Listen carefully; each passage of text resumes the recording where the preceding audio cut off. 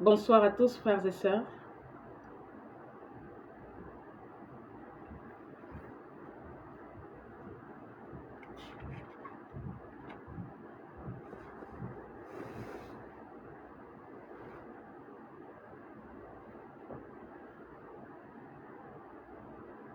Bonsoir à tous, frères et sœurs. Shalom. Il est déjà l'heure exacte, l'heure précise pour que nous puissions ensemble échanger comme cela est prévu chaque dimanche en soirée. Nous allons prendre quelques minutes pour que tout le monde soit connecté, pour que ceux qui désirent assister soient là, pour que nous puissions commencer.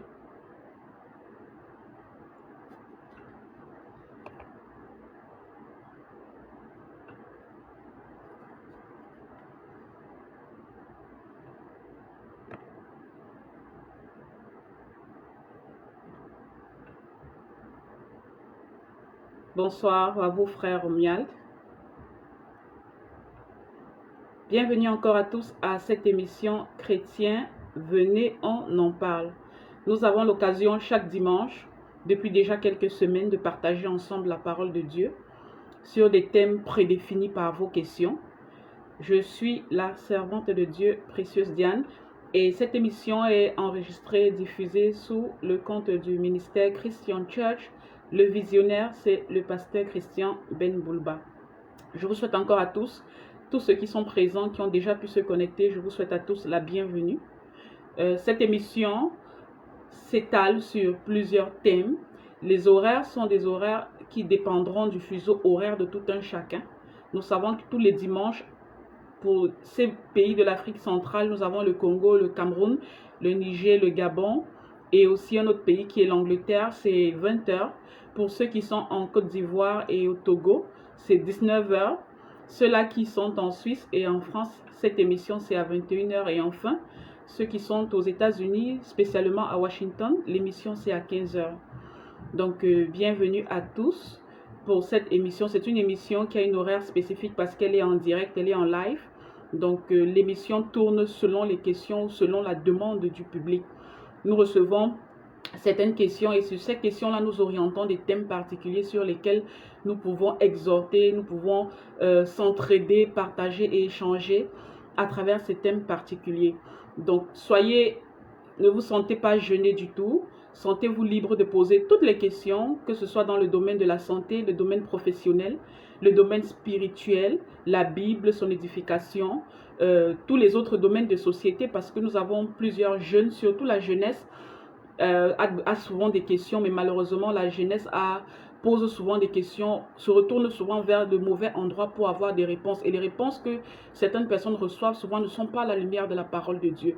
Et ça peut induire en erreur dans les choix que nous faisons, nos choix spirituels. Et aussi, ça peut induire en erreur dans nos choix du quotidien. Donc, c'est important d'avoir des plateformes pareilles parce qu'ensemble, nous avons une édification à la lumière de la parole de Dieu. Ma sœur Ashley Free, bonsoir à vous et bienvenue dans cette émission. Donc, nous avons certaines questions qui ont été posées depuis la séance passée.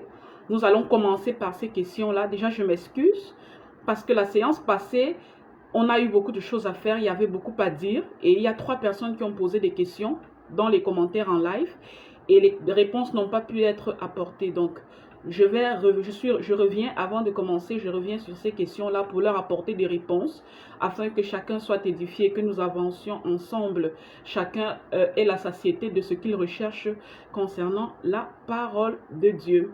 Comme je le disais tantôt, cette émission est faite sous le couvert de International Christian Church. Le visionnaire, c'est le pasteur Christian et il aura certains week-ends où lui-même, il prendra le podium, si je peux appeler ça comme ça, pour présenter certains thèmes et puis pour vous édifier dans la parole de Dieu.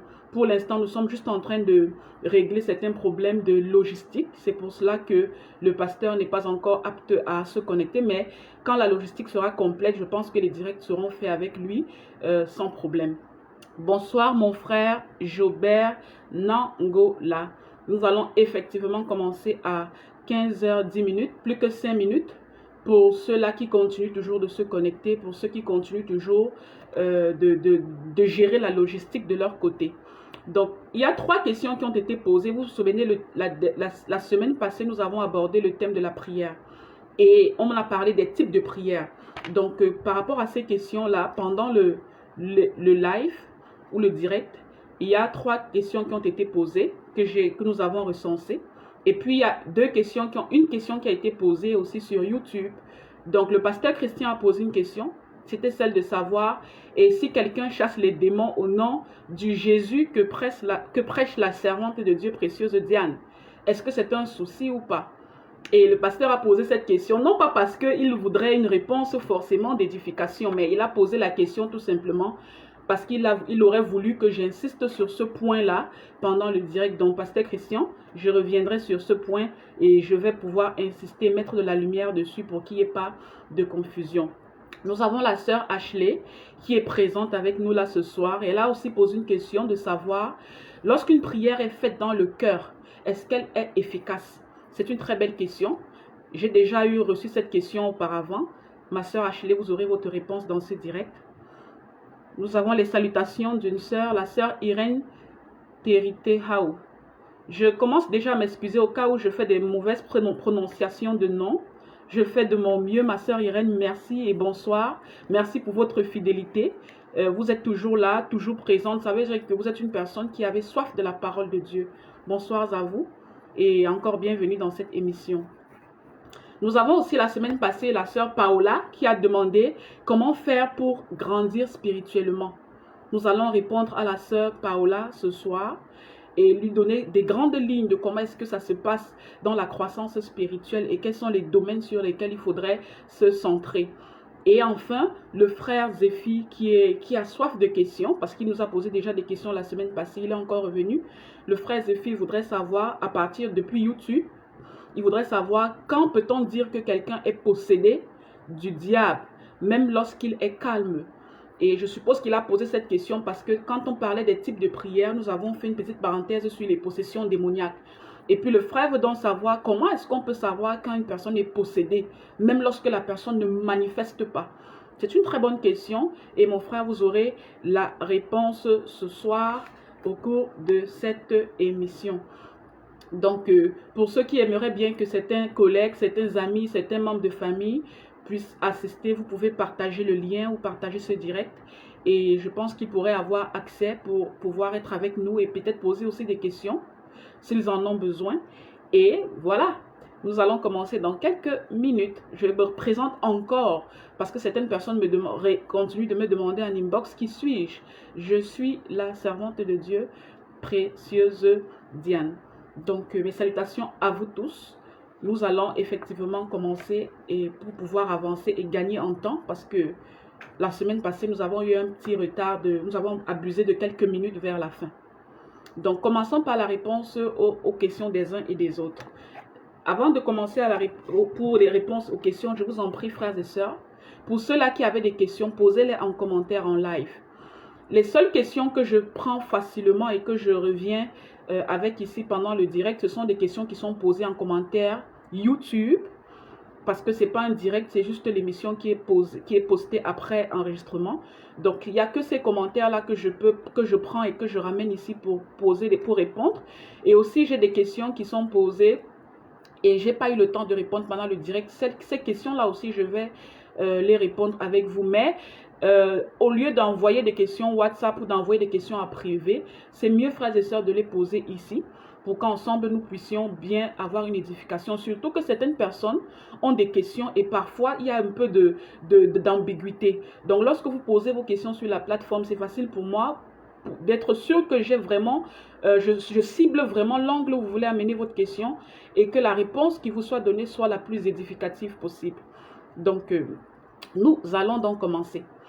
La dernière fois, quand on parlait des types de prières, je vous ai précisé qu'on ne prie jamais à travers le Dieu d'un homme de Dieu ou le Dieu d'une servante de Dieu. Et pourquoi est-ce que je l'ai dit? Je l'ai dit parce que j'ai trois ou quatre frères et sœurs qui résident dans d'autres pays et qui m'ont expliqué qu'ils sont dans des églises où quand l'assemblée commence à prier, la prière générale, on prie au Dieu de ce pasteur-là. Je veux taire le nom de ce pasteur-là. Mes frères et sœurs, c'est tellement risqué. Pourquoi est-ce que c'est risqué? Parce que si vous priez au Dieu de ce pasteur-là, et qu'en fait ce pasteur-là n'est pas en train de prier le Dieu que vous croyez qu'il prie, vous êtes donc en train d'invoquer un démon, vous êtes en train de faire un rituel ou d'honorer une entité impure dans le manque de connaissance. Et Dieu a reconnu que son peuple, il n'a pas dit les païens, il n'a pas dit ceux qui sont des fils de la perdition, il a dit son peuple, ça veut dire ceux qui lui appartiennent. Ils périssent faute de connaissance. Donc Dieu est conscient que certaines personnes perdent leur âme, ou alors d'autres vont mourir prématurément, juste parce qu'ils ont fait des erreurs graves, par manque de connaissance. Si aujourd'hui vous me connaissez, moi, précieuse Diane, et que je prie le vrai Dieu, qu'est-ce que vous savez de ma course avec le Seigneur? Qu'est-ce que vous savez de mon parcours dans ma relation avec Dieu? Je peux me perdre comme tout être humain. Je peux faire naufrage par rapport à la foi comme tout être humain.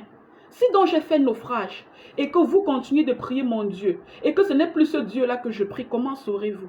Si vous n'avez pas le discernement des esprits, comment saurez-vous que ce pasteur-là, cette servante de Dieu-là est toujours en train de prier le vrai Dieu? Donc le pasteur Christian a posé cette question pour que je mette la lumière par rapport à ça. On ne prie pas le Dieu du pasteur Jean Badier, le Dieu du pasteur Christian, le Dieu du pasteur Vigneron, non. On prie son Dieu, le Dieu à qui on a confessé de la bouche. Et on a le Dieu pour qui on a cru du cœur. Ça, c'est le Dieu qu'on connaît. Parce que c'est celui-là qui nous a accompagnés dans le processus de la nouvelle naissance et qui a fait de nous enfants de Dieu. Donc, soyons prudents et prions les dieux pour lesquels nous avons donné nos vies et non les dieux des autres. Parce que l'alliance est individuelle. Dieu a une alliance avec chacun. Tu n'es pas obligé de passer par ton pasteur pour atteindre Jésus. Tu n'es pas obligé de passer par ton pasteur pour atteindre le trône céleste. Le seul médiateur, comme la parole de Dieu nous dit, il n'y a qu'un seul médiateur qui vous a été donné par lequel vous pouvez arriver au salut. Le seul médiateur, c'est Jésus. Donc, priez Jésus pour arriver au Père. Parce que Jésus est la destinée, est le chemin, mais Dieu est la destination. Donc, le seul intermédiaire devrait être Jésus-Christ de Nazareth. Ça, c'était la question que le pasteur Christian a posée. Donc, maintenant, la deuxième question, c'est la sœur Ashley. Elle a demandé, une prière faite dans le cœur est-elle efficace? Bien sûr. On a abordé la semaine passée 4 types de prières. La seule prière qu'on ne peut pas faire dans le cœur, c'est la prière d'autorité. Parce que quand on dit prière d'autorité, on doit prendre l'autorité sur des entités impures. Or, les entités impures ne lisent pas vos pensées. Certains faux ex-satanistes ou bien certaines personnes qui à un moment donné ont mélangé les sciences, vous ont fait croire que Satan pouvait entendre vos pensées. Satan ne peut pas. Satan ne peut pas entendre vos pensées. Il peut vous injecter des pensées pour que vous les receviez et vous faites de ça vos pensées, mais il ne peut pas entendre vos pensées. C'est Dieu seul qui a la possibilité de sonder le cœur et d'éprouver le rein. Or, quand la Bible dit sonder le cœur, c'est quoi? Le cœur, c'est quoi? C'est le siège des émotions et des pensées. Donc, pour faire une prière d'autorité efficace, vous devez parler. Et l'ennemi doit entendre pour s'exécuter. Chaque fois que Jésus-Christ dans la Bible a pris autorité pour chasser un démon, il a parlé. Lui étant le Fils de Dieu, étant Dieu lui-même, il aurait pu parler dans son cœur et puis les gens constatent juste qu'il y a la manifestation démoniaque et le possédé tombe. Mais ce n'est pas ce qu'il a fait. Devant le public, il a parlé pour que le démon qui possède l'esprit de cette personne l'écoute et s'exécute. Prendre autorité, c'est donner un ordre autoritaire. Or, on ne peut pas donner un ordre autoritaire dans la pensée ou dans le cœur. Donc, la seule prière qu'on doit faire à haute voix, c'est la prière d'autorité parce qu'on ordonne, ils vous écoutent et ils agissent. Mais les autres prières d'intercession, vous pouvez les faire à haute voix ou bien vous pouvez les faire dans le cœur. Il y a aussi quelque chose qu'on précise beaucoup aux enfants de Dieu. Il y a certaines prières, certaines choses particulières que vous voulez demander à Dieu. C'est mieux de demander dans le cœur. Il ne faut pas que l'ennemi écoute. Si vous avez un projet qui vous tient à cœur et vous voulez que le Seigneur intercède dans ces projets-là, lorsque vous demandez à Dieu la réalisation ou lorsque vous demandez à Dieu la protection, ne demandez pas à haute voix. Faites ces prières-là dans le cœur. Les murs ont des oreilles. Les murs ont des oreilles, ce n'est pas juste une analogie. Il y a des esprits impurs qui écoutent, qui n'ont pas besoin des murs, qui ne sont que des objets de séparation dans la dimension humaine. L'esprit n'a pas besoin, ne peut pas être séparé par un mur. Il est abstrait. Donc, il y a des choses secrètes que vous avez besoin juste de partager avec le Seigneur, priez dans le cœur. Ne prononcez pas ça à haute voix. Donc, je pense que j'ai répondu à la question de ma sœur Ashley. Oui, une prière faite dans le cœur, le Seigneur vous écoute parce qu'il est où? Il est dans votre cœur. Dieu n'est pas loin de vous. Dieu est dans vous. Il est en vous, en esprit, et son esprit est en vous. Donc, oui, vous pouvez faire des prières dans le cœur et elles sont efficaces, sauf si, à l'exception des prières d'autorité. Maintenant, nous allons voir la sœur Paola qui a dit comment faire pour grandir spirituellement. Ma sœur Paola, la croissance spirituelle a besoin de s'accompagner de 3 éléments. Je prends d'abord un exemple physique. Lorsque vous avez un bébé à la maison, ma sœur Paola, vous voulez que ce bébé grandisse. Il y a des différents domaines de sa vie qui doivent être garnis afin que le bébé grandisse à l'unisson et grandisse dans la croissance normale. Ce n'est pas que le repas qui doit être assuré pour un bébé pour qu'il grandisse. Il faut qu'il y ait l'hygiène qui doit être assurée. Il faut qu'il y ait la sécurité pour que l'enfant grandisse. Il faut qu'il y ait le comblement émotionnel pour que l'enfant grandisse normalement. C'est la même chose avec un être humain qui a passé par la nouvelle naissance. Lorsque vous confessez Jésus de la bouche et que vous croyez du cœur que Dieu l'a ressuscité des morts pour vous sauver, vous avez déjà confessé vos péchés, vous êtes repenti, vous passez automatiquement dans le processus de la nouvelle naissance. Et la nouvelle naissance, c'est quoi? C'est l'Esprit de Dieu qui crée en vous un nouvel esprit. Il renouvelle, quand David disait « renouvelle en moi un esprit disposé », ça voulait dire que David était déjà né de nouveau, David était déjà un enfant de Dieu. Mais dans ses faiblesses du quotidien, dans les failles du quotidien, il avait besoin dans ses prières que Dieu renouvelle un esprit bien disposé pour qu'il soit apte à combattre Satan l'ennemi. Or, dans la nouvelle naissance, c'est différent. Dans la nouvelle naissance, Dieu ne renouvelle pas. Il crée en vous, le verbe créer, il crée en vous un nouvel esprit, qui est un esprit qui est à l'image de son esprit à lui. Parce que l'homme a été créé à l'image de Dieu. Et ce nouvel esprit qui est créé en vous est un esprit neuf, pur, bébé, innocent, agréable devant le trône céleste. Maintenant, cet esprit doit grandir, ma soeur. C'est ça qu'on appelle la croissance spirituelle. Comme Jésus a dit à Nicodème, il faut que tu naisses de nouveau. L'esprit naît, mais le corps reste le même. L'âme reste la même. La preuve, vous avez votre hypertension, votre diabète avant de rencontrer Jésus. Le jour où vous donnez votre vie à Jésus, on vous annonce que vous êtes passé déjà par le processus de la nouvelle naissance. Vous vous rendez compte que le diabète est toujours là. L'hypertension est toujours là. Parce que la nouvelle naissance ne concerne pas le corps de chair. Ça ne concerne pas l'âme. Ça ne concerne que l'esprit qui est votre personne. Parce que chaque être humain est un esprit qui possède une âme et qui habite dans un corps. Donc moi qui vous parle là, vous me voyez avec les yeux humains parce que vous utilisez vos yeux humains pour interagir dans la dimension terrestre que Dieu a créée pour l'humanité.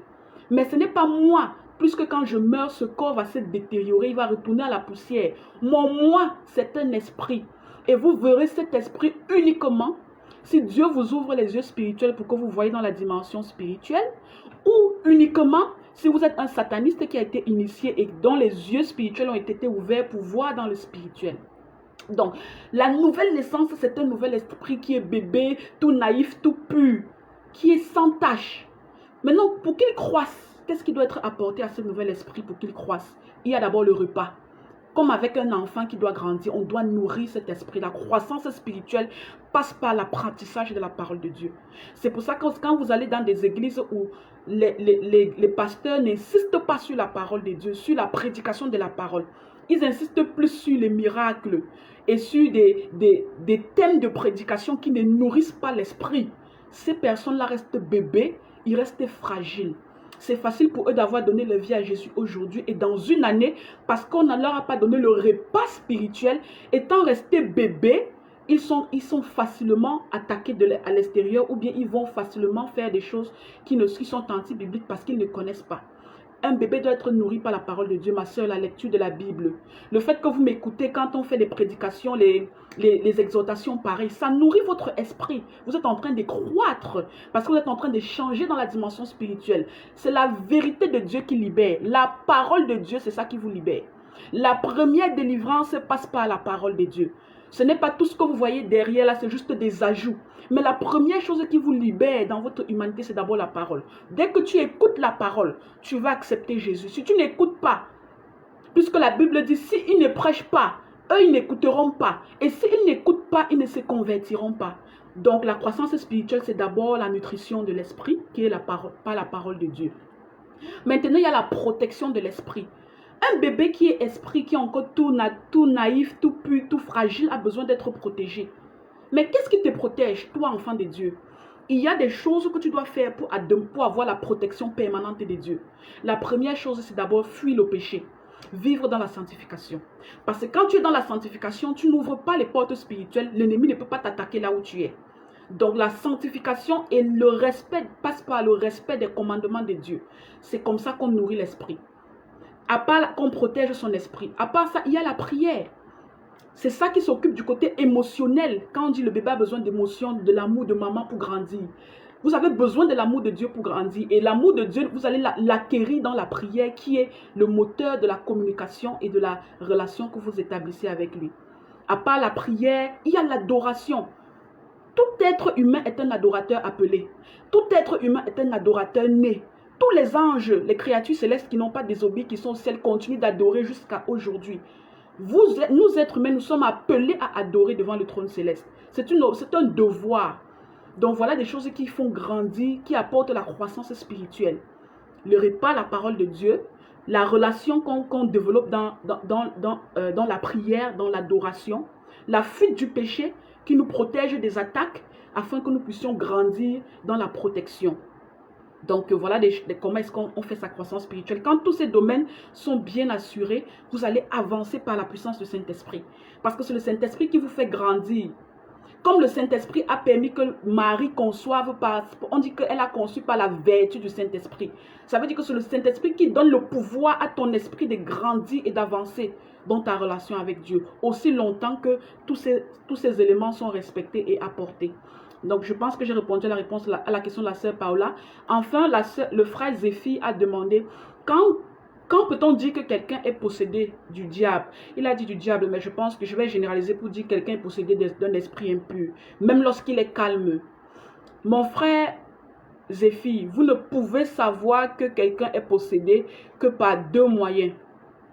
Soit vous avez le don du discernement des esprits. La personne étant calme, vous pouvez discerner dans ses paroles, dans ses actes, que ce n'est pas lui, mais que c'est l'esprit impur qui travaille à travers lui. Le don du discernement des esprits. Ou alors vous pouvez détecter que quelqu'un est possédé sans avoir le don du discernement par ses œuvres. Lorsqu'une personne est dans une église à côté de vous, tout le monde est en prière, tout le monde est content, tout le monde est en train d'adorer, c'est tellement concentré dans la salle. Après, quelqu'un chute, il tombe là à côté de vous. Il commence à manifester. Vous n'avez pas besoin d'avoir le don du discernement des esprits pour savoir qu'un esprit impur l'a saisi. Parce que dans la présence de Dieu, on a le bonheur, on a la paix, on a la joie, on a l'amour. Quand quelqu'un commence à côté de vous en train d'être traumatisé, en train de faire du n'importe quoi, ça n'est pas l'Esprit Saint. Ça veut dire qu'il a d'autres entités qui les dérangent. C'est comme ça qu'on peut savoir que quelqu'un est possédé. Donc, il y a d'autres esprits qui sont très calmes, qui ne manifestent pas quand ils restent très calmes. Mais, quand vous avez le don du discernement des esprits, vous savez que non, cette personne, ce qui parle, ce n'est pas lui. C'est un esprit impur qui a parlé à sa place. Ou alors, quand une personne fait un acte avec le don du discernement des esprits, non. Il a été poussé par l'esprit impur. Ce n'est pas lui. Souvenez-vous, le monsieur qui est venu rencontrer Jésus quand il est descendu de la montagne de la transfiguration. Quand il est venu accuser les disciples, que les disciples n'ont pas pu chasser les démons dans son fils. Qu'est-ce qu'il a dit? Que mon fils, il est agité, il est lunatique. Parfois, il tombe dans l'eau, parfois, il tombe dans le feu. Des choses pareilles sont tellement risquées. Comment tu peux tomber dans l'eau, tu peux tomber dans le feu quand tu es normal? Là, tu n'as pas besoin de savoir que la personne a... Tu n'as pas besoin d'un don spécial pour savoir qu'il a des esprits impurs. Donc, c'est un peu la réponse générale que je voudrais apporter à votre question, mon frère. Et je pense que j'ai fini toutes les questions. Sœur Valérie Andesso, bonsoir à vous et bienvenue encore. Donc, j'ai répondu à toutes les questions qui ont été posées depuis la séance passée. Et aujourd'hui, frères et sœurs, le Seigneur m'a mis à cœur parce que de parler de quelque chose d'important. Et je me rends compte que dans le corps de Christ, plusieurs personnes ont besoin de cette chose-là. Cette chose-là qu'on appelle la paix. La paix, c'est 4 mots. Mais 4 mots, 4 petits... Non, pardon, pas 4 mots, 4 lettres. 4 petites lettres mais très importante, la paix. C'est quoi la paix? Pourquoi est-ce qu'il faut être en paix? Comment est-ce qu'il faut être en paix? C'est quoi la paix selon la parole de Dieu et non la paix selon le monde? Vous allez voir, on dit que dans la définition générale, on dit que la paix, c'est un rapport entre deux personnes qui ne sont pas en conflit. Lorsque deux personnes sont ensemble, ils n'ont pas de conflit, on dit qu'ils sont en paix. Ça, c'est la définition générale. Le Seigneur Jésus-Christ a dit dans le sermon sur le mont des béatitudes que heureux ceux qui procurent la paix, car ils seront appelés fils de Dieu. Pourquoi est-ce que Jésus a parlé de ça dans le sermon sur le mont des béatitudes? Parce que la paix est quelque chose de très important pour notre vie sur terre et très important pour la destinée de notre vie après la terre ou après le séjour, le pèlerinage qu'on fait ici. C'est ça la paix. Heureux ceux qui procurent la paix. Ils seront appelés fils de Dieu. C'est quoi un fils de Dieu? Un fils de Dieu, c'est un fils du royaume. C'est un enfant légitime, reconnu. Il devient ce qu'on appelle fils de Dieu. Et à l'opposé, fils de Dieu, à l'opposé, ce sera fils du diable. Donc, la paix, c'est quoi la paix dans ce que je veux vous transmettre aujourd'hui? La paix se trouve à 3 niveaux. Il faut que ces 3 niveaux soient comblés et complets pour que vous puissiez dire que je suis en paix. Si vous n'êtes pas en paix dans les 3 dimensions que je vais vous donner là, sachez que vous n'avez pas la paix et vous n'êtes pas une personne heureuse. Et je vais maintenant parler des 3 différentes dimensions de la paix. Chacun de vous va se regarder et voir si dans sa vie, dans le miroir de sa vie, va s'analyser, va voir s'il est en paix. Donc, la paix à 3 niveaux est indispensable pour être dans la volonté parfaite de Dieu. Quand je demande souvent aux frères et sœurs, dis-moi mon frère, est-ce que tu es en paix? Il me dit oui, je suis en paix. Ok, pourquoi est-ce que tu penses que tu es en paix? Quand la personne me donne des raisons, je vois qu'il y a de manque de connaissances. Je vois qu'il y a quelque chose qui manque. C'est pour ça qu'aujourd'hui, il y a des choses que je vais compléter pour que les gens cherchent la vraie paix dans leur vie. Donc, aujourd'hui, nous allons voir ce que c'est que la paix selon la volonté parfaite de Dieu et non la paix selon la volonté permissive de Dieu. Et dans la volonté parfaite de Dieu, lorsqu'on dit qu'on est en paix, on n'est pas en paix seulement quand tout va bien. On est surtout en paix lorsque tout va mal. C'est ça la vraie définition de la paix. Être en paix, c'est être en paix surtout lorsque tout va mal. Ça, c'est ce qu'on appelle la paix. Et je vais vous amener dans cette dimension de la paix là pour que vous compreniez ce que c'est que la paix. 3 niveaux de paix. La paix avec Dieu. Est-ce que vous êtes en paix avec Dieu? Première question, point d'interrogation. Deuxième question, est-ce que vous êtes en paix avec vous-même? Troisième question, est-ce que vous êtes en paix avec les autres? Lorsque nous allons répondre à ces 3 questions, celui qui sait qu'il est en paix dans ces 3 dimensions, qu'il sache qu'il a trouvé le vrai bonheur. Qu'il sache qu'il sera appelé fils de Dieu. Parce que la Bible dit que heureux ceux qui procurent la paix, ils seront appelés fils de Dieu. Comment peux-tu procurer la paix si toi-même tu n'as pas la paix? Comment peux-tu procurer à quelqu'un ce que toi-même tu n'as pas? Il faut d'abord que tu aies la paix pour pouvoir la communiquer ou la procurer à d'autres personnes.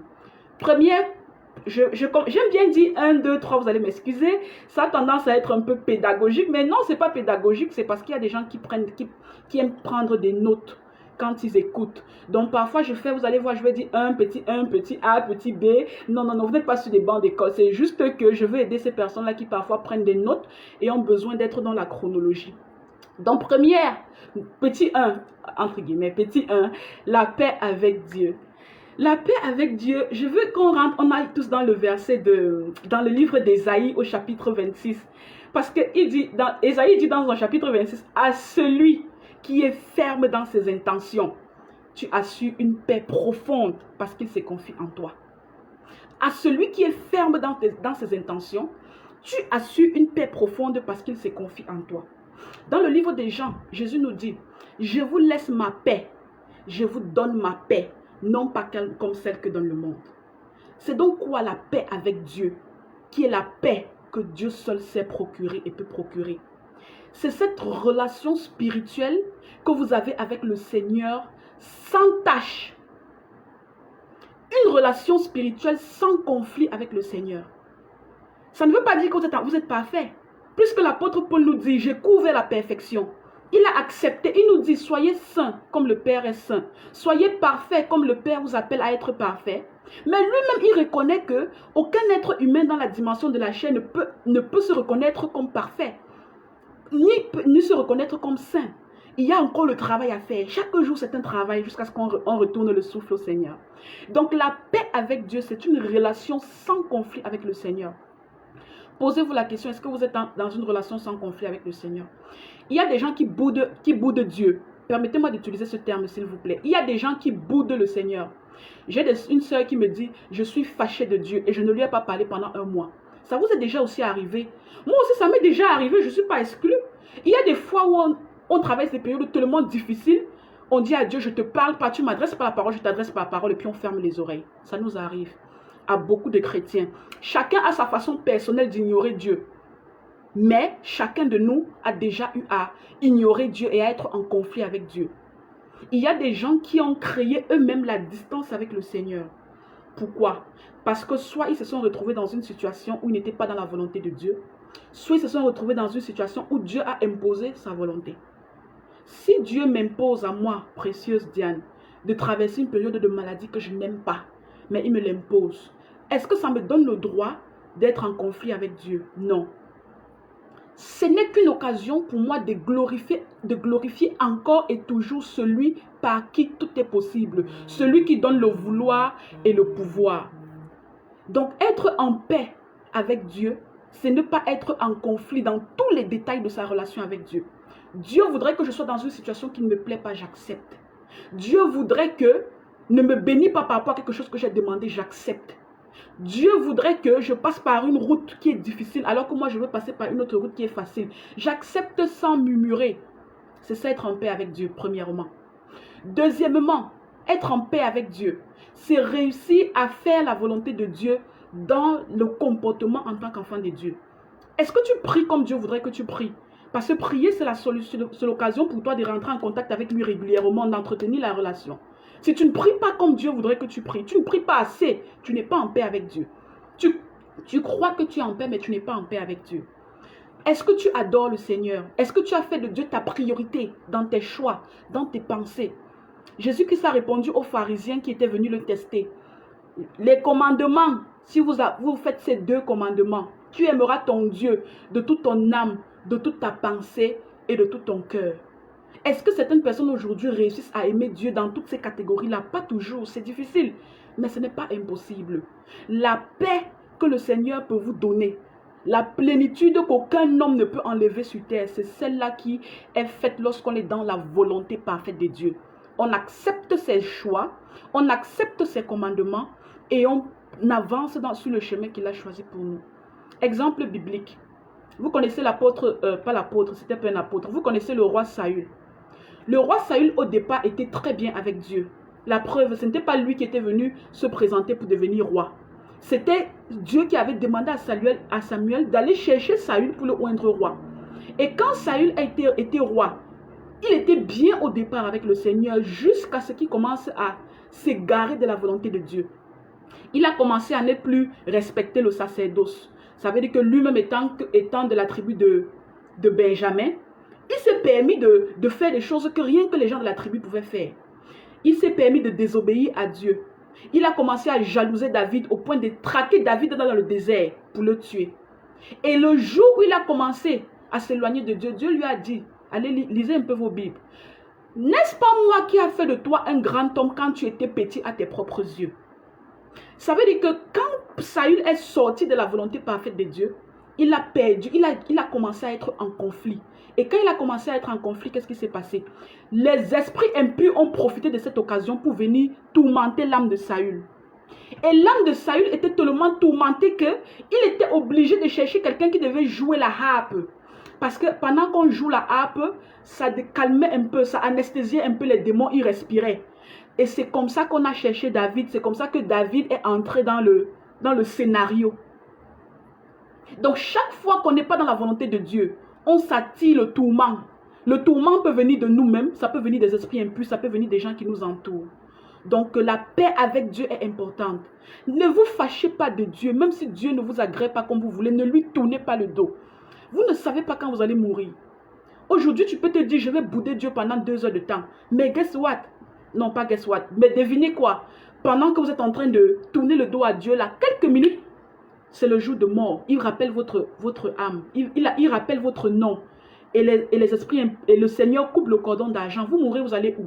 Vous allez dans le séjour de mort. Est-ce que ça vaut la peine de faire la guerre et le challenge avec un Dieu parce que Dieu n'arrive pas à refuser d'être notre petit garçon des courses? La paix est importante. Et tant que vous n'avez pas la paix avec Dieu, vous ne pouvez pas avoir la paix avec vous-même. Et vous ne pouvez pas avoir la paix avec les autres. La tête, c'est le Seigneur. C'est là où on commence à arranger sa paix. Première chose. Deuxième chose, la paix avec soi-même. Beaucoup de personnes n'arrivent pas à être en paix avec eux-mêmes. Ils ont la paix avec Dieu, je vous précise ça. Ils sont vraiment bien dans leur relation, mais il y a un déclic, il y a un blocage dans leur propre vie. Ils n'arrivent pas à être en paix avec eux-mêmes. Soit ils ont fait quelque chose, ils ont le remords ou la culpabilité qui enlève la paix. On ne peut pas vivre avec le remords et la culpabilité. Parce que le remords et la culpabilité, je vous ai toujours dit, ça vient de Satan. Si vous laissez le remords et la culpabilité vous envahir, vous vivez dans un tourment où vous êtes la seule personne qui pouvait vous délivrer de ça. Même Dieu ne pourra pas. Parce que ce n'est pas à son niveau. C'est à votre niveau. La paix avec soi-même, c'est très important. Quand vous n'avez pas la paix avec vous-même, vous êtes l'homme le plus misérable qui puisse exister sur terre. L'apôtre Pierre a dit dans 1 Pierre, si quelqu'un veut aimer la vie et voir les jours heureux, qu'il se détourne du mal et fasse le bien, et qu'il recherche la paix et la poursuive. Pourquoi l'apôtre Pierre dit qu'il recherche la paix et la poursuive? Ça veut dire qu'une fois que tu as trouvé cette paix-là, tu ne la lâches pas. Tu vas la poursuivre, c'est actif. C'est un verbe actif. Tu vas poursuivre cette paix-là jusqu'au dernier jour de ta vie. Et sans cette paix, tu ne peux pas avancer. Prenons donc des exemples. J'ai une soeur qui me dit, je demande à une soeur, ma soeur, pourquoi est-ce que tu prends beaucoup d'alcool? Pourquoi tout le temps tu t'enivres? Elle me dit que c'est parce qu'elle n'est pas à l'aise avec elle-même. Elle n'est pas en paix. Et quand elle boit de l'alcool, ça l'endort, ça assomme son esprit. Et pendant qu'elle est assommée, elle est comme relâchée de la contrainte des réalités de la société dans laquelle elle vit. Elle a utilisé la drogue. Je connais l'alcool. Je connais notre soeur qui utilise le sexe, les relations sexuelles comme moyen de décompensation. Je connais des autres qui utilisent la cigarette. Je connais des autres qui utilisent certaines pratiques pour avoir la paix. Mes frères et sœurs, cette paix-là que vous cherchez avec ces moyens-là, vous allez vous constater que ce n'est que des paix de petit temps, temporelles. Ce n'est pas des paix permanentes. L'alcool va vous soulager pour 2 heures de temps quand vous allez être sous. Mais une fois que vous sortez et vous redevenez sobre, vous revenez face aux réalités que vous avez laissées avant de partir dans l'alcool. Quand on utilise la drogue, l'alcool, le sexe pour essayer d'avoir une sorte de paix, ça nous donnera une paix temporelle pour un petit temps. Mais quand on n'est plus sous l'influence de ces choses-là, on revient retrouver à la réalité tout ce qu'on a laissé, qu'on n'a pas réglé derrière soi. Donc, beaucoup de personnes ne sont pas en paix avec eux-mêmes. Et au lieu de chercher Jésus, qui est celui qui dit, je vous donne ma paix et je vous laisse la paix. Parce que la paix que Jésus te donne est éternelle. La paix que Jésus te donne est permanente. La paix que Jésus te donne te rend un homme ou une femme intègre, même dans les tribulations, même dans les conflits. Donc, tu ne peux pas t'attacher à ces autres choses de la terre sur lesquelles tu peux compter avoir ta paix. C'est pour ça que vous allez voir certains êtres humains sont malheureux et misérables. Vous allez voir un homme qui a des voitures, qui a des maisons, qui a 3 femmes, 4 femmes, et qu'à la fin, il finit par se suicider. Qu'est-ce qui te manquait, mon frère? Tu voulais la voiture, tu as eu la voiture. Tu voulais la maison, tu as eu la maison. Tu voulais les femmes, tu as les femmes. Pourquoi tu n'arrives pas à être heureux? Parce que tu n'as pas compris que la paix que ton esprit cherche, la paix que ton âme cherche ne se trouve pas dans les choses du monde. Je connais une sœur qui est partie se marier parce qu'elle pensait que la paix était dans le mariage. Elle m'a dit que elle a eu tout ce qu'une femme pouvait avoir. Elle est bien développée dans sa profession. Elle est belle. Elle sait s'exprimer. Elle sait parler. Mais elle s'est rendue compte que la seule chose qu'elle n'avait pas, c'était le mariage. Elle s'est donc dit dans sa pensée humaine que c'est en me mariant que j'aurai la paix. Elle s'est dit que c'est cette seule chose qui lui manquait là, qui était le chemin vers la paix. Elle s'est mariée et ça n'a rien changé. Dans le mariage, elle était toujours malheureuse. Et j'ai dit à ma soeur, une femme ou un homme ne vient pas chercher la paix dans le mariage. Tu dois venir avec ta paix dans le mariage. Parce que si tu viens compter sur un humain pour te donner la paix, tu seras déçu. Il peut te donner la paix pour un temps, pour 1 mois, pour 2 minutes quand vous êtes en train de faire les rapports sexuels, mais ça se limitera là. Il ne sera pas à la hauteur de te donner une paix qui va te rendre épanoui en tant qu'humain dans la réalité humaine que tu traverses. Si un couple est malheureux, quand un couple est malheureux, vous allez vous rendre compte que la plupart du temps, c'est parce qu'une personne des couples ou bien les deux sont venus dans le mariage dans l'intention de chercher la paix. Ils ont cru que c'était le mariage qui était la solution à tous les problèmes. Ils ont cru que c'était le mariage qui était l'endroit de bonheur et de paix. Ils n'ont pas compris que chacun d'eux devait venir déjà heureux, chacun d'eux devait venir déjà dans la paix pour juste vivre la communion du mariage. Donc la paix ne se recherche pas dans les choses terrestres. Aucun être humain, votre père, votre mère ne peut pas vous donner la paix. Ce ne sera jamais assez. Votre âme va toujours réclamer un peu plus. Et vous comprendrez que ce plus-là, c'est quelque part. C'est quelque part là, c'est Dieu. C'est pour ça que beaucoup de païens riches se suicident. C'est pour ça que même les gens qui sont riches continuent toujours de faire les rituels et l'occultisme pour être encore plus riches. Parce que quand tu es riche à une dimension, tu te dis que tu n'es pas en paix parce qu'il faut que tu atteignes la richesse de l'autre dimension. Mais même si tu as toute la richesse du monde, tu n'es pas en paix. Donc la paix avec soi-même, c'est quand on a appris à se contenter de ce qu'on a. La paix avec soi-même, c'est quand on a appris à déposer ses fardeaux devant la croix de Jésus. La paix avec soi-même, c'est quand on a appris à se voir comme Dieu nous voit et d'avancer sur ce chemin-là. Quand on a déjà cette paix-là, on n'a plus besoin de compter sur un pasteur pour te donner la paix. Tu n'as pas besoin de compter sur un frère ou une soeur, ou bien sur tes mois, ou sur l'état de ton compte en banque. Tu deviens insensible à tout ce qui peut se passer autour parce que dans le naturel, tu es déjà une personne en paix. Tu es déjà parfait dans ta plénitude de la paix avec le Seigneur. Frères et sœurs, dans le fruit de l'Esprit Saint, qu'est-ce qu'il y a? Les 3 premiers fruits. Il y a, pour ceux qui ne connaissent pas, il y a l'amour, il y a la paix. Ça veut dire que, je vais citer, l'amour, la paix, la joie, la bonté, la bénignité, la fidélité, la douceur, la tempérance, la patience. Pour vivre par l'esprit, tu es obligé de chercher une paix qui vient dans la dimension spirituelle. Et la paix que tu reçois dans la dimension spirituelle est un fruit du Saint-Esprit. C'est une paix qui te rend imperturbable.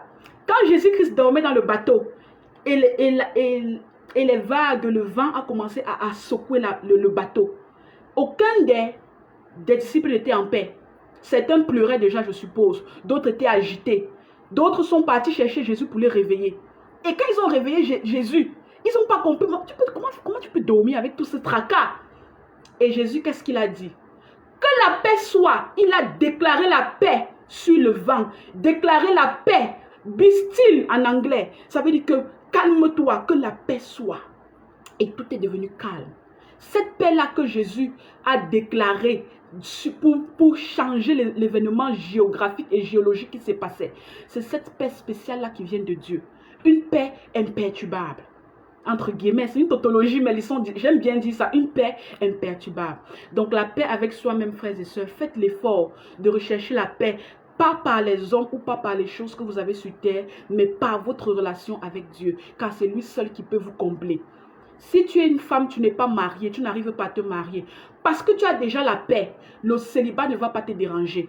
Le célibat ne va pas te pousser à épouser le mauvais mari. Le célibat ne va pas te pousser à faire l'adultère, parce que tu as déjà une paix que le célibat ne peut pas changer.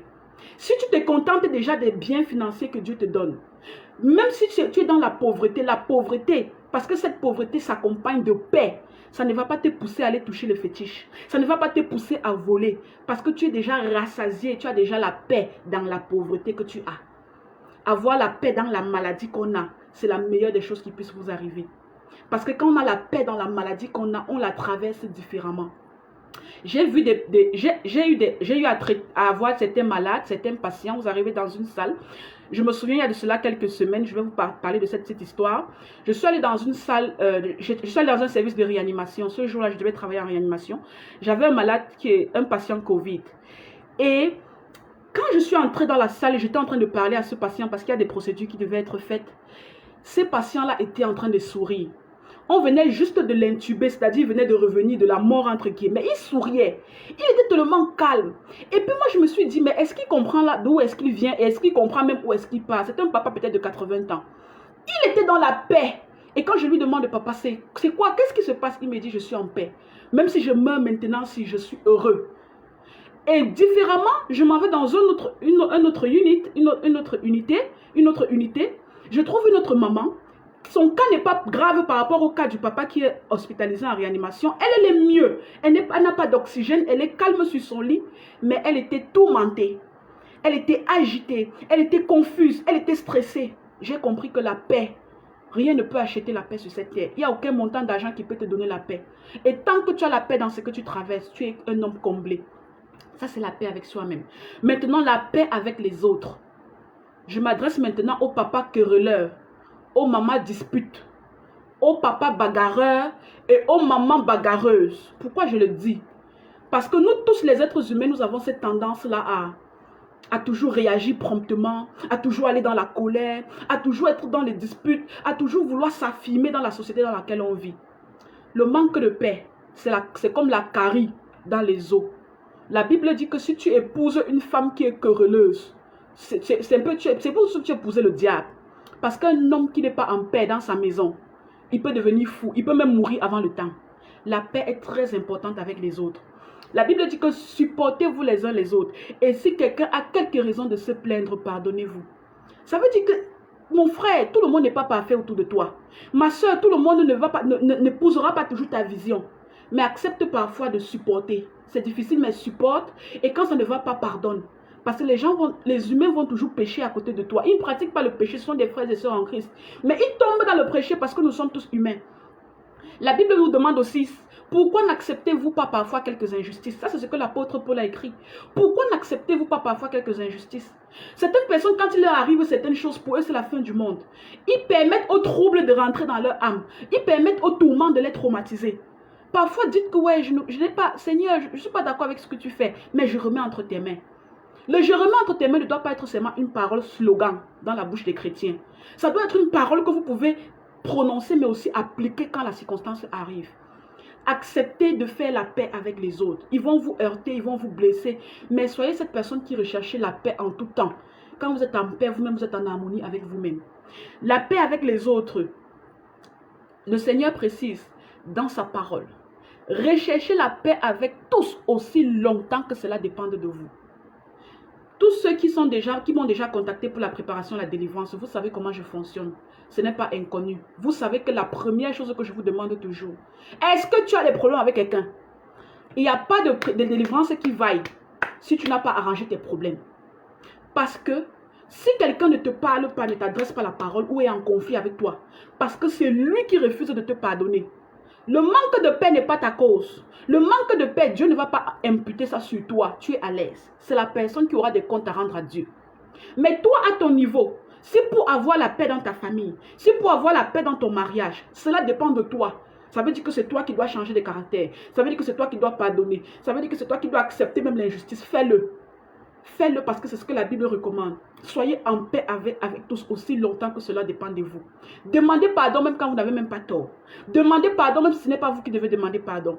Parce que cette paix-là que vous cherchez avec les autres, c'est le début du moteur pour avoir une paix parfaite avec Dieu. Si vous êtes bien avec Dieu, mais que vous êtes en conflit avec tous les gens qui vous entourent, vous-même vous n'êtes pas heureux. Vous êtes dans vous allez mourir même avant le temps à cause des soucis. Et quand je parle de mourir avant le temps, c'est qu'on va donc arriver au niveau des conséquences du manque de paix. Ou alors les conséquences de ce qu'on appelle conflit. Je regarde le temps. Ok, je vais aller un peu plus vite. Les conséquences de ce qu'on appelle conflit. Quand il y a un manque de paix ou il y a un conflit, quelles sont les conséquences? Premières conséquences sont au niveau spirituel. Les conséquences sont spirituelles parce que le conflit entraîne automatiquement une séparation avec Dieu. Faites un peu l'exemple. Vous venez de finir d'une bonne chamaille avec votre épouse ou bien votre conjoint ou bien un frère ou une soeur. Dites-moi, quand vous allez mettre les genoux au sol là pour prier, est-ce que vous êtes à l'aise? Non. Parce que la chamaillerie que vous venez de faire là, le fait que vous avez laissé ce conflit aller jusqu'à ce stade charnel là, ça vous a éteint la flamme du Saint-Esprit. C'est la flamme du Saint-Esprit qui vous maintient dans la prière parfaite avec Dieu. Et quand vous allez prier après un conflit, vous n'êtes jamais à l'aise. les prières ne sont même pas... Vous sentez même en vous qu'il y a quelque chose qui ne va pas. Certaines personnes ont besoin d'aller faire un tour, de se vider les idées avant de revenir. Pourquoi? Parce que spirituellement, chaque fois que vous ferez les conflits avec quelqu'un, vous allez vous détacher de la présence de Dieu parce que la flamme de l'Esprit Saint s'éteint. Et pourquoi la flamme de l'Esprit Saint s'éteint? Parce que vous êtes devenu charnel. Le frère Jobert vient de poser une question. Comment peut-on savoir qu'on est vraiment né de nouveau? Mon frère Romuald a copié cette question. Comme ça, je suis sûr que je ne vais pas l'oublier pour la fin. Le frère Jobert vient de poser cette question. Comment peut-on savoir qu'on est vraiment né de nouveau? Je vais revenir ici un peu de temps ou bien alors la prochaine fois. Donc, la séparation avec Dieu, pourquoi? Parce que chaque fois que vous êtes dans la colère, dans les disputes, dans les chamailleries, vous êtes dans une attitude charnelle. Vous marchez selon la chair. Et quand vous marchez selon la chair, vous êtes automatiquement opposé au désir de l'esprit. Or, l'esprit et le corps ont des désirs opposés. Pour chercher Dieu, il faut marcher par l'esprit. Si vous êtes faible, vous laissez la chair, les émotions, les disputes, les querelles. Ça veut dire qu'automatiquement, vous vous laissez entraîner selon la chair. Donc, chaque fois que vous deviendrez charnel, vous allez perdre quelque chose. Il y aura une séparation. À part, ça c'est la première conséquence du manque de paix, du conflit. Que ce soit avec Dieu, que ce soit avec les autres, que ce soit avec vous-même, dans votre propre soi. Maintenant, deuxièmement, les conséquences sont émotionnelles. Tous ceux qui sont en conflit tout le temps, ou bien qui sont en conflit répété là, ils sont dépressifs. Vous allez les voir, ce sont des gens qui vivent dans l'amertume. La Bible dit que il ne faut pas contaminer les autres avec les rejetons d'amertume. Ce sont des gens qui sont aigris. Ce sont des gens qui sont toujours dans l'anxiété, qui sont toujours dans la tristesse. Quand vous les voyez même, ça dégage de leur âme. Parce que c'est ça que le conflit fait. Émotionnellement, ça te disturbe, ça te trouble, pardon, excusez-moi avec tous ces trucs qui se mélangent. Donc, émotionnellement, ça te trouble. Quand il y a le conflit, tu n'es pas heureux émotionnellement. Tu ne peux pas être heureux. Ça, c'est une conséquence. Et une deuxième conséquence, c'est sur le plan de la santé. Je suis très bien placée pour vous dire que tous ceux à qui on a fait des diagnostics d'ulcères gastriques, ou alors des épigastrales, des douleurs gastriques répétées, ou bien sur le court terme ou sur le long terme. Quand vous leur posez des questions en consultation, ils vont vous expliquer qu'ils sont en train de traverser une situation très difficile. Quand vous creusez bien en tant que médecin, vous allez voir que cette personne-là a un poids dans sa vie qui a fait que tout le temps, il est en train de stresser, il est en train de sécréter des acides qui brûlent son estomac, à la fin, il fait un ulcère, il perfore, il déchire son estomac. Ne faisons pas ça. L'hypertension, beaucoup de gens que vous voyez hypertendus sont des gens qui sont balancés de part et d'autre par les problèmes du quotidien. Ne laissez pas vos problèmes dicter votre vie. Ne laissez pas vos problèmes dicter vos émotions. Ne laissez pas vos problèmes vous montrer le chemin à suivre. Vous devez être assez fort pour maîtriser les problèmes et avoir confiance en Dieu. Et à continuer d'adorer Dieu même dans les circonstances difficiles. Quand vous laissez les problèmes prendre le dessus, c'est là où vous avez ce qu'on appelle toutes les complications du conflit. Même si le conflit là ne vient pas de vous. Parfois, il faut même fuir. Parfois, quand ça ne va pas, fuyez les conflits. Il y a des gens qui fuient, ce n'est pas parce qu'ils sont faibles. Il y a des gens qui fuient les conflits, ce n'est pas parce qu'ils n'ont peut-être pas assez de paroles pour challenger. Mais c'est seulement parce qu'ils sont intelligents, ils sont sages selon la parole de Dieu. Vous allez voir, certaines jeunes filles perdent beaucoup de poids, d'autres prennent beaucoup de poids parce qu'elles sont dans les variations de stress et des conflits permanents. Le manque de paix, ça n'a que des résultats négatifs. Maintenant, qu'est-ce que le manque de paix peut faire autour des gens qui vous entourent? Ça les affecte. Quand vous êtes une personne qui est toujours en train de faire les problèmes, toujours en train de vous disputer, toujours en train de crier, vous vous séparez socialement des gens. C'est comme ça que les gens vous rejettent. Les gens vous laissent à part. Vous devenez une personne qui à la fin peut finir par se suicider parce que vous êtes seul et isolé. La destruction des relations sociales, quand il y a tout le temps le conflit, c'est ça le résultat. Le rejet et l'isolation. Ne soyons pas des gens conflictuels. Ne soyons pas des personnes qui... Soyons des fils de Dieu. Procurons la paix aux gens qui nous entourent. Procurons la paix à nous-mêmes et procurons la paix dans notre relation avec le Seigneur. Comment donc chercher la paix? Comment donc avoir la paix? La Bible dit que recherchez la paix et la sanctification avec tous, sans laquelle nul ne verra le Seigneur. Comment on recherche la paix? Dans le livre de Hébreux au chapitre 12, on cherche ça activement. Ça veut dire qu'on s'arrange à ce que tout ce qui nous procure la paix soit dans notre environnement de vie. On s'arrange à ce que tout ce qui nous procure la paix soit proche de nous. Et que tout ce qui nous apporte le conflit soit loin de nous. Recherchez, on ne reste pas sur place, la paix vient, on recherche. Si tu as une amie qui te crée tout le temps les disputes, coupe la relation avec elle. Si tu as un conjoint qui s'énerve tout le temps juste parce que tu rentres très tard, ne rentre plus très tard. Cherchez, recherche cette paix activement dans toutes les situations de ta vie. Deuxièmement, après avoir recherché la paix, qu'est-ce qu'on fait? On la poursuit. Parce que, je vous ai dit tout à l'heure, le verset nous dit que si quelqu'un veut avoir une vie normale et des gens heureux, qu'il recherche la paix et la poursuive. Donc le jour que tu as accroché cette paix, que tu as récupéré cette paix-là, accroche-toi à la conserver. La paix, ça se conserve. Le jour où tu t'endors un peu, tu retournes dans le conflit. Conserve la paix jalousement. Quand tu as trouvé la paix, tu es comme une personne qui a trouvé une perle rare. Vends tout ce que tu as pour conserver cette paix. C'est important. Poursuis-la. Recherche-la et quand tu l'as arrêtée, tu la poursuis tous les jours jusqu'au jour de ta mort. C'est important. Et à la fin, éloigne-toi du conflit et des gens conflictueux. Je vous encourage, frères et sœurs, à ne pas rester avec les gens conflictueux. S'ils sont déjà dans vos vies, dans le sens où ce sont vos enfants, vous ne pouvez pas vous en détacher. Ou alors c'est votre mari, vous ne pouvez pas. Il y a quand même des solutions que le Saint-Esprit inspire pour nous permettre de fuir les problèmes. Quand vous savez que cette personne-là vous attend à la porte gauche, vous entrez par la porte droite.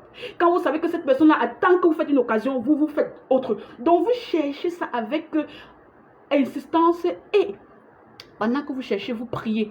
Vous demandez au Saint-Esprit de rentrer dans les situations de conflit que vous avez dans la maison pour faire la séparation, c'est-à-dire pour trancher en tant que le juste juge. Parce que Dieu frappe souvent certaines personnes qui ne réussissent pas à écouter ou à comprendre. Si vous avez une femme qui vous fait trop de problèmes à la maison et que vous priez, vous évitez, vous ne faites tout, la femme est toujours en train de vous créer des soucis, mettez les genoux au sol. Le Seigneur va la frapper. Et puis vous allez vous rendre compte qu'un mois après, elle a changé, elle est un peu devenue calme. Mais chérie, qu'est-ce qui ne va pas? Pourquoi oh, mais j'ai plus le temps pour ça? Non, il y a quelque chose qui s'est passé. Le Seigneur Dieu Tout-Puissant a intercédé dans vos problèmes pour que vous ayez la paix. Parce que par manque de paix, vous pouvez faire quelque chose. Dans le conflit, vous pouvez tuer quelqu'un, vous allez en prison. Alors que ce n'était pas votre intention de tuer. Dans le conflit, vous pouvez prononcer des paroles de malédiction sur votre enfant, alors que ce n'était pas votre intention. Le conflit peut nous amener à la mort prématurée avant le temps. Donc la paix est importante. Je voulais qu'on parle de ça ensemble. Et le temps nous fait déjà défaut. Malheureusement, je peux parler pendant 3 jours sans arrêt avec vous, mais nous devons respecter le temps. Le frère Jobert, je vais répondre rapidement à sa question. J'espère que je ne suis pas en train de me tromper, que ce n'est pas une sœur, mais que c'est un frère. Frère Jobert, j'espère que vous êtes un frère. Si je me trompe, je vous demande pardon déjà. Parce que je n'arrive pas à savoir si c'est féminin ou masculin. Donc, le frère Jobert a demandé comment savons-nous que nous avons la nouvelle naissance? Comment savons-nous que nous sommes nés de nouveau? Mon frère Jobert, voilà comment est-ce que la processus de la nouvelle naissance se passe. La Bible a été claire. Le jour que vous confessez Jésus de la bouche et vous confessez que Jésus est Seigneur et Sauveur, et que vous croyez dans le cœur que Dieu l'a ressuscité des morts, vous êtes sauvé. Sauvé veut dire quoi? Votre nom à ce moment-là est écrit dans le livre de vie. Ça veut dire que quoi? Ça veut dire qu'à ce moment-là, vous devenez un enfant de Dieu. Oh, mon frère Jobert, la nouvelle naissance, merci de m'avoir confirmé ça, mon frère. D'accord, je ne me suis pas trompée. Le processus de la nouvelle naissance passe par la repentance et la vraie repentance. Beaucoup de gens échouent dans le processus de la nouvelle naissance parce qu'ils se disent que si je confesse seulement avec la bouche comme un ordinateur, c'est automatique dans le spirituel, les choses vont se mettre en place. Ce n'est pas comme ça que Dieu travaille. Confesse vraiment, répands-toi. Prends la liste de tes péchés, passe défiler ta vie devant toi. Tu te dis où est-ce que je vais? Qui est-ce que je veux suivre? Et lorsque vous avez confessé ces péchés, confessez-les à Jésus, demandez pardon. Les péchés qui doivent être réparés, réparez-les. Maintenant, le jour où vous avez confessé ces péchés, vous avez dit, Seigneur, me voici nu devant toi, Seigneur. Je t'avoue tout ce que j'ai fait. Je te demande sincèrement pardon. Le pardon qu'on demande à Dieu, ce n'est pas parce qu'on veut échapper au feu de la guéhenne. C'est un pardon parce qu'on veut changer de vie. C'est un pardon parce qu'on veut plaire au Dieu qu'on est en train de chercher. C'est un pardon parce qu'on veut devenir un vrai enfant de Dieu. Et ces jours-là, quand vous avez demandé pardon, vous faites ce qu'on appelle votre prière de repentance. Vous acceptez Jésus, vous confessez du cœur, vous croyez de la bouche. Et aussitôt que vous avez fait cette procédure-là, aussitôt que la sincérité est rentrée dans votre cœur, c'est un mécanisme qui se fait instantanément. On ne fait pas 15 jours ou 1 mois ou 2 ans pour naître de nouveau. Ce n'est pas un processus étalé sur des longs, non. C'est un processus instinctif aussitôt que le païen se répand sincèrement et demande à Dieu de changer des voies. C'est pour ça que vous allez voir le monsieur qui était sur la croix avec Jésus. Je crois celui qui était à la droite de Jésus. Aussitôt qu'il a demandé à Jésus, quand tu seras dans ton royaume, souviens-toi de moi. La parole qu'il venait de prononcer, il était en train de dire à Jésus que je t'accepte comme Seigneur et Sauveur. Il était en train de dire à Jésus que je crois que là où tu es là, tu ne vas pas finir ici, tu vas aller quelque part. Et s'il te plaît, quand tu vas là-bas, souviens-toi de moi. C'était ça, la vraie repentance, la confession au même moment. Et au même moment, il a eu son processus de nouvelle naissance qui était instantané. Et dans la même seconde, Jésus s'est tourné, lui a dit, ce soir même, tu seras avec moi. Il avait dit ce soir ou ce matin. Ce soir même, aujourd'hui même, tu seras avec moi dans le royaume de mon Père. Ça veut dire que lorsque Dieu voit la sincérité dans ta confession, ta repentance, c'est un processus immédiat. Et quand Nicodème avait demandé à Jésus, comment faire pour naître de nouveau? Dois-je encore rentrer dans le sein de ma mère pour ressortir? Jésus lui a dit, vous savez ce que Jésus lui a dit, que mais vous êtes quand même des savants et tout, comment vous ne pouvez pas comprendre ça? Mais il y a quelque chose que les gens n'ont jamais compris. Le jour que Jésus était en train d'être transporté par Joseph d'Arimathée, parce que Joseph d'Arimathée est parti demander le corps de Jésus à Ponce Pilate parce qu'il était riche. Il avait l'argent et la puissance et la catégorie sociale pour réclamer un corps. Il a demandé le corps de Jésus à Ponce Pilate. Quand Ponce Pilate lui a donné le corps de Jésus et que Joseph d'Arimathée allait mettre le corps de Jésus après l'avoir enveloppé d'un linceul blanc, quand il allait le mettre dans la cave qu'il avait creusée spécialement pour lui, qui n'avait jamais été utilisée, la Bible a précisé quelque chose. Joseph d'Arimathée et Nicodème ont acheté les arômes pour embaumer le corps de Jésus, comme la tradition juive demandait avant de les déposer pour qu'ils aillent célébrer la Pâque. Dites-moi, si Nicodème était en train d'embaumer le corps du Dieu très haut, ça veut dire qu'à ce moment-là, il avait déjà cru assez à Jésus pour se détourner des pharisiens avec lesquels il travaillait, puisqu'il était un administratif. Et la Bible précise que quand il allait voir Jésus, il allait de nuit. Parce que si le Sanhédrin était au courant que Nicodème était allé voir Jésus en journée et on l'avait vu, il devait avoir les problèmes. Parce que tout le Sanhédrin combattait Jésus. Donc, Nicodème, en ayant accepté la parole de Jésus, a eu son processus de la nouvelle naissance au point où, quand Jésus était en train d'être embaumé, c'était Nicodème et les parfums, les aromates qu'il avait achetés avec Joseph d'Arimathée. Donc, mon frère Jobert, le jour que vous voulez, si vous n'êtes pas encore né de nouveau, bien vous voulez accompagner quelqu'un dans sa nouvelle naissance, vous n'avez pas besoin d'avoir un serviteur de Dieu à côté de vous. Vous n'avez pas besoin d'avoir quelqu'un de spécial. La seule personne que vous avez besoin, c'est cette personne-là. C'est vous-même qui êtes la personne qui cherchez Jésus.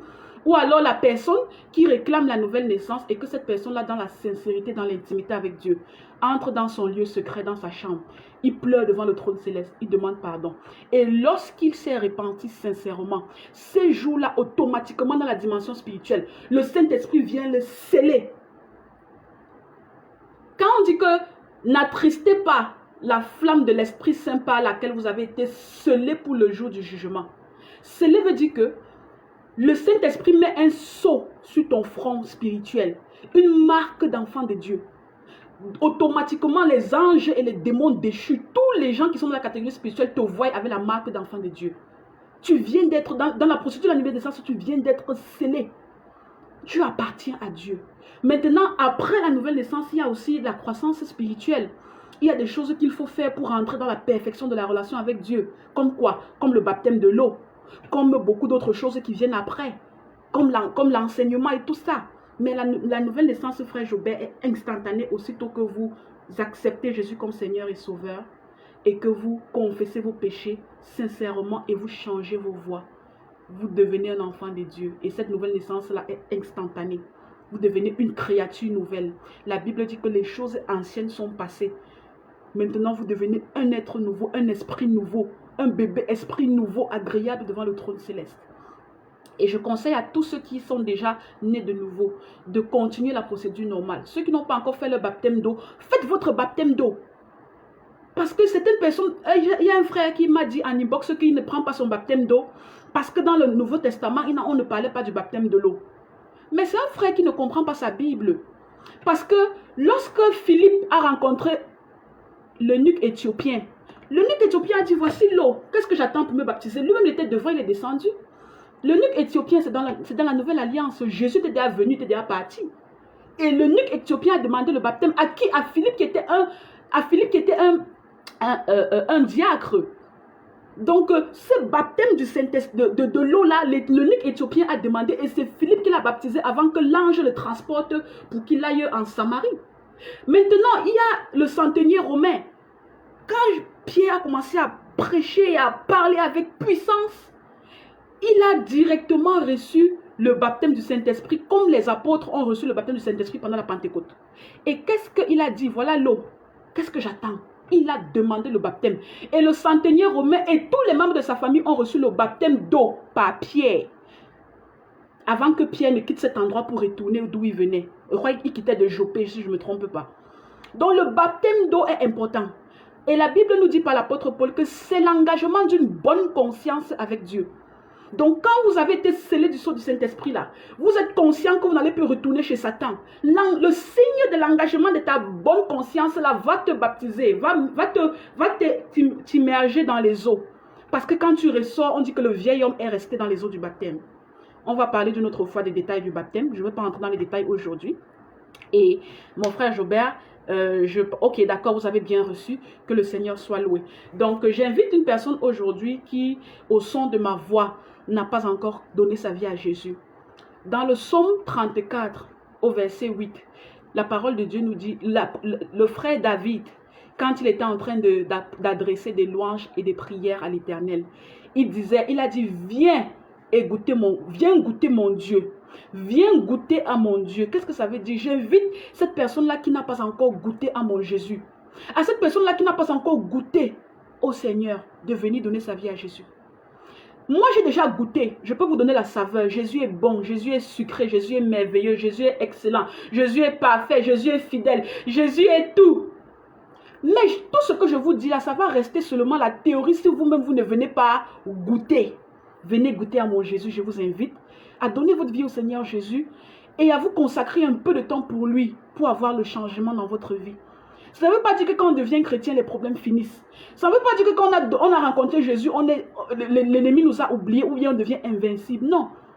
Dès qu'on rencontre Jésus, on a une tablette de ciblage sur nous où Satan va nous combattre jusqu'à la mort. Mais ça ne nous empêche pas parce que le Jésus compris est un Jésus qui nous a promis une place au ciel. L'espoir que nous, enfants de Dieu, nous avons sur terre n'est pas un espoir que nous allons vivre heureux sur terre. Non, c'est pas ce que la parole nous a promis. La parole nous a promis un espoir qui est 6 mètres au-dessus de la tombe. Qui est 6 mètres au-dessus de la tombe, c'est-à-dire un espoir d'être dans la Jérusalem céleste. Je vous invite à goûter mon Jésus. Si ici sur terre, ça ne donne pas bien, gardez l'espoir que là-bas, dans la Jérusalem céleste, dans la perfection de votre corps de gloire, vous allez être dans le bon. Venez goûter à mon Jésus, je vous invite. Et pour ceux-là qui ont déjà un jour goûté à Jésus, qui ont déjà un jour goûté aux bonnes merveilles du royaume des cieux, à qui ont déjà goûté à la bonne parole, ne restez pas dans l'apostat, revenez à Christ, changez vos voies. Recommencez encore à zéro, il ne se fait pas trop tard. Donc au son de ma voix, celui qui est touché, maintenant, qu'il mette les genoux au sol, qu'il accepte Jésus comme Seigneur et Sauveur, qu'il confesse de la bouche, qu'il le reçoive maintenant, afin de passer par la procédure de la nouvelle naissance, d'être scellé par le sceau du Saint-Esprit et de devenir un vrai enfant de Dieu.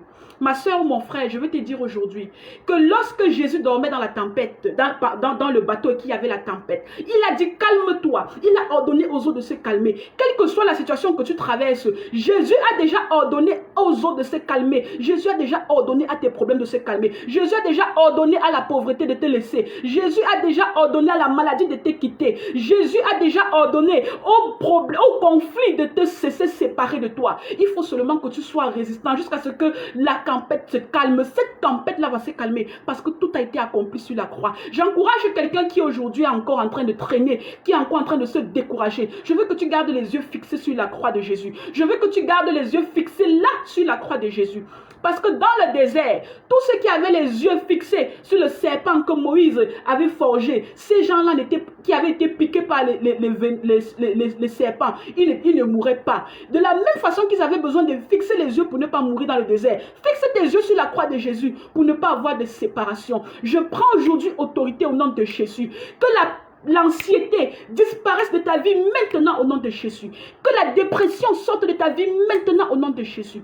Je prie afin que tu reçoives les promesses de Dieu dans ton cœur, que tu reçoives l'espoir de Dieu dans ton cœur. Quelle que soit la situation que tu traverses, prononce sur cette situation-là, parle à cette situation-là et dis je te chasse de ma vie au nom de Jésus.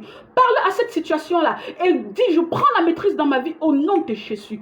Que Jésus soit ton Dieu, que Jésus soit ta lumière, que Jésus soit celui qui te donne la saveur, toi qui es le sel sur terre. Je prie aujourd'hui afin que rien ne puisse faire naufrager ta foi, afin que rien ne puisse t'enlever de promesses de Dieu. Je veux te rappeler qui est Jésus-Christ. Jésus-Christ est l'ange de l'Éternel qui a fait traverser nos parents dans le désert jusqu'à ce qu'ils arrivent sur la terre promise.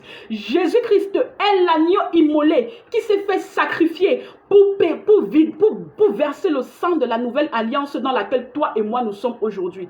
Jésus-Christ est celui qui a déchiré le rideau d'iniquité qui te séparait des promesses de Dieu. Jésus-Christ est celui qui a vaincu le séjour de mort et qui est sorti du séjour de mort avec la clé du séjour de mort. Jésus-Christ est celui qui a déplacé le sein d'Abraham et l'a fait asseoir à la droite de Dieu. Jésus-Christ est celui à qui Dieu a donné toute la puissance et toute l'autorité. Car David a dit, le Seigneur a dit à mon Seigneur, assieds-toi à ma droite jusqu'à ce que je fasse de tous tes ennemis ton marchepied. Tous les ennemis de ta vie seront sous tes pieds. Toutes les situations mauvaises de ta vie seront sous tes pieds. Toutes les instabilités de ta vie seront sous tes pieds. Tout ce que tu veux faire, tu n'arrives pas à voir, seront sous tes pieds. Parce que tout a déjà été mis sous les pieds de ton Maître Jésus. Garde la tête haute. Reste avec les yeux fixés sur la croix. Continue de croire. Continue de prier. Continue d'espérer. Parce que le Seigneur est fidèle. Il ne te décevra jamais. Oui, la promesse tarde à s'accomplir, certes, mais elle s'accomplira. Le juste vivra par la foi, l'a dit notre frère Habakkuk. Le juste vivra par la foi. Accroche-toi à ta foi, accroche-toi à ton espérance et surtout, cherche la paix sans laquelle nul ne verra le Seigneur. Je vous aime tous, que la paix de notre Seigneur Jésus-Christ soit votre partage, que le Seigneur se tourne vers vous et vous bénisse de sa gloire, que le Seigneur se tourne vers vous et vous accomplisse dans tout ce que vous demandez, dans tout ce que vous cherchez. Et surtout, que l'ennemi ne vous trompe pas. Que si l'ennemi vous dise le contraire, qui est dans la parole de Dieu, dites-lui anathème, parce que vous restez fixé avec la parole que Dieu a donnée. Le réma que Dieu a donné, c'est ce sur quoi on s'accroche pour avancer au quotidien. Shalom à tous et que la paix de l'Éternel soit votre partage. À la prochaine, mes frères et sœurs.